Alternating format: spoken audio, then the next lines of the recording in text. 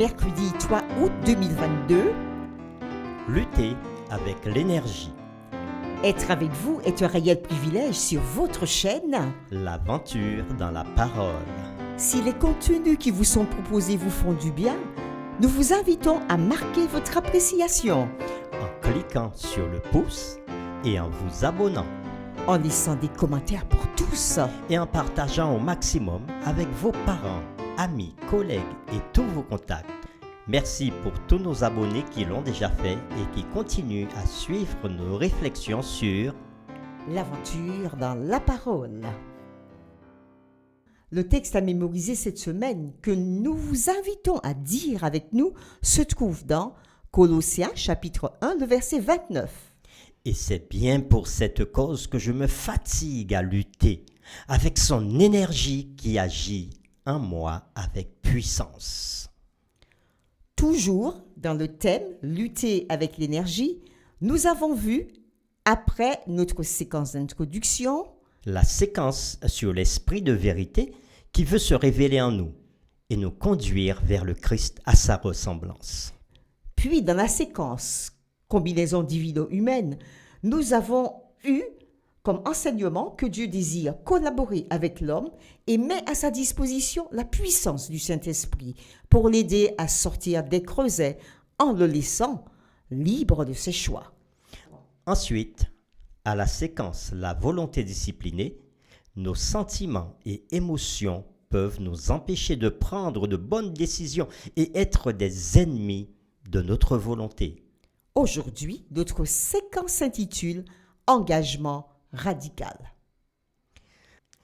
Dans certaines circonstances de la vie, il peut être nécessaire de prendre une décision radicale et une position radicale ou faire un changement radical ou prendre un engagement radical.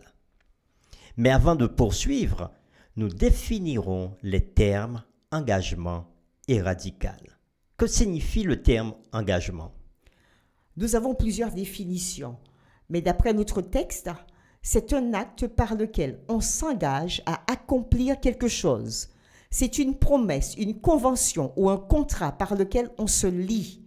On pourra alors dire, par exemple, contracter un engagement, faire honneur à ses engagements. S'engager, c'est se lier à une promesse. Et maintenant, que signifie le terme radical? Radical, qui présente un caractère absolu, total ou définitif. Exemple, une transformation radicale des institutions. Nous avons comme synonyme pour ce mot absolu, catégorique, complet, irrévocable. Nous avons une autre définition de radical. Se dit d'un genre d'action ou de moyens très énergiques, très efficaces dont on use pour combattre quelque chose. Exemple, une action radicale contre la fraude. Synonyme de cela, draconien, souverain.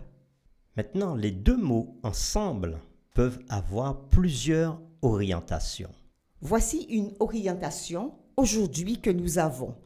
L'engagement radical est entendu de façon classique comme un militantisme qui, à partir d'une posture de rupture vis-à-vis de la société d'appartenance, accepte au moins en théorie le recours à des formes non conventionnelles d'action politique, éventuellement illégales, voire violentes. Exemple, cette personne s'est radicalisée. Alors, qu'est-ce que le radicalisme?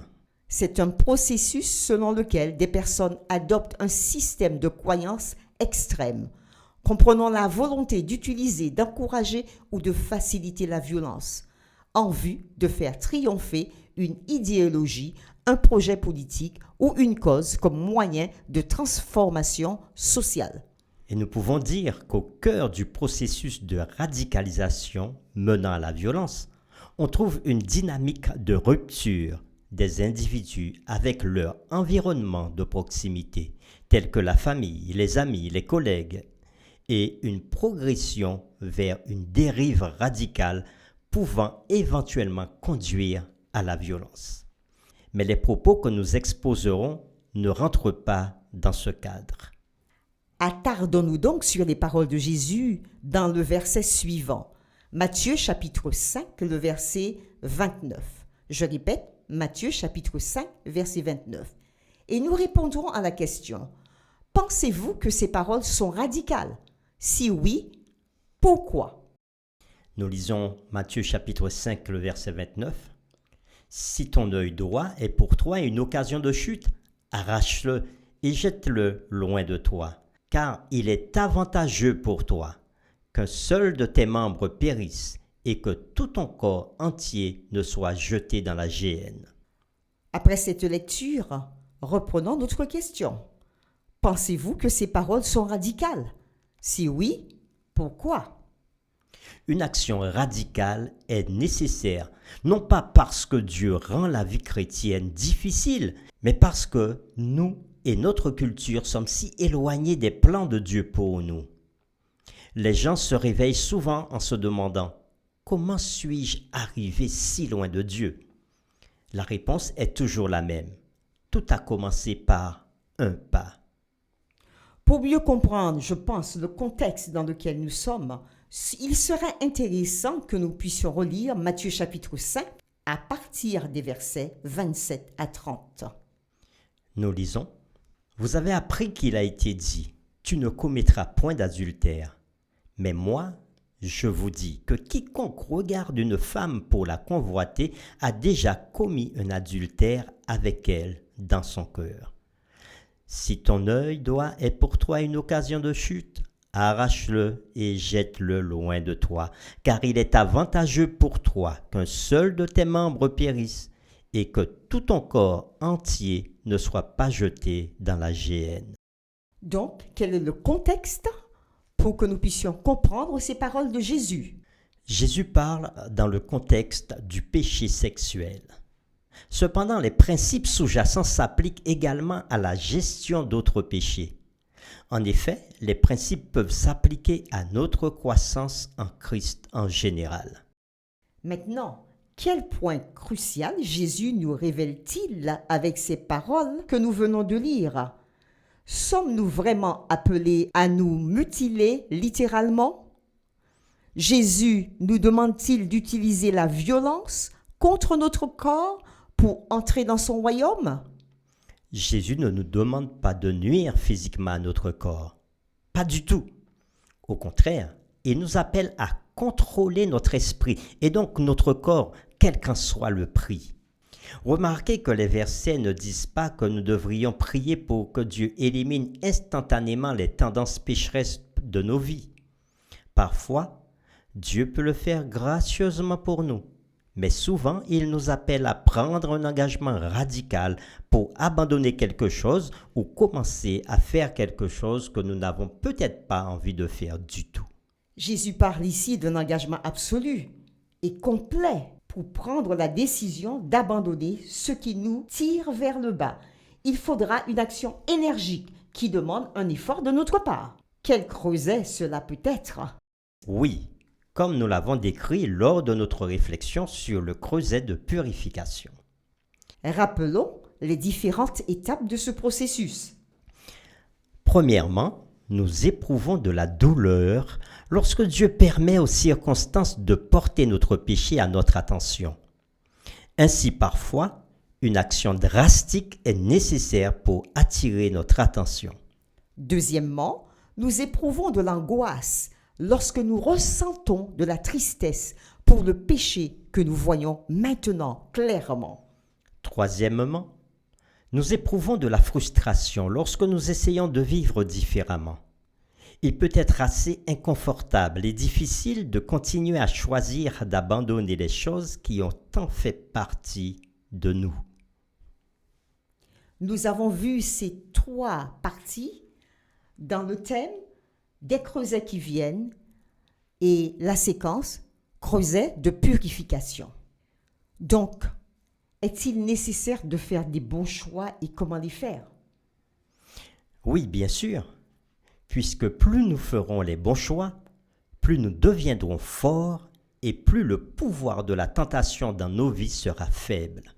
C'est dans le creuset que nous réalisons à quel point nous nous sommes éloignés de Dieu. Le creuset peut être l'appel de Dieu pour que nous prenions une décision radicale de revenir au plan de notre Père pour nous. En conclusion, nous pouvons dire que c'est dans le creuset que Dieu attire notre attention quand il y a tant de distractions bruyantes autour de nous. C'est dans le creuset que nous réalisons à quel point nous nous sommes éloignés de Dieu. Le creuset peut être l'appel de Dieu pour que nous prenions une décision radicale de revenir au plan de notre Père pour nous. Nous vous invitons à prier avec nous. Seigneur, notre vie est parsemée d'embûches et de tentations de toutes sortes. Nos activités quotidiennes nous poussent à vivre à une cadence infernale. Nous avons tant de choses à gérer, tant à faire dans une journée et tant d'objets de séduction autour de nous. Toutes ces choses nous font tomber dans des travers. Lorsque nous prenons conscience de nos situations de vie, il ne nous est souvent pas facile pour nous de sortir des situations dans lesquelles nous sommes tombés. Par le conseil que tu nous donnes aujourd'hui, tu ne nous demandes pas de mutiler nos organes, notre corps, mais de développer une ferme discipline de notre esprit et de notre volonté pour lutter contre nos mauvais penchants. Puisque tu nous as promis l'aide et la puissance du Saint-Esprit, nous te les demandons afin de prendre des décisions fermes et complètes pour laisser tomber ce qui nous éloigne de toi. Donne-nous la force de nous détourner, de rejeter ce qui est mauvais afin de rester dans ta volonté. Merci Seigneur pour les réponses que tu apporteras à nos prières, car c'est au nom de Jésus que nous te le demandons. Amen.